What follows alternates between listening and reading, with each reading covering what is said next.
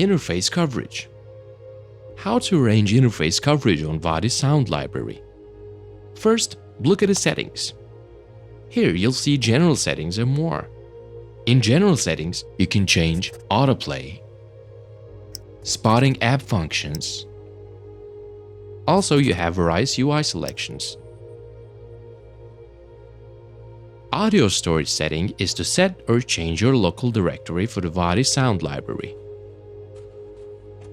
In display settings, you can customize the table content as you wish.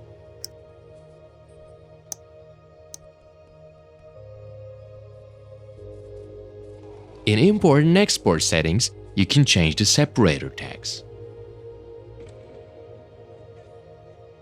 Show the table headers when you export a CSV file. In waveform settings, you can change the display type of multi-channel files.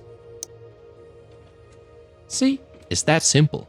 High quality sounds, simple solutions with Vadi Sound Library. Join us now.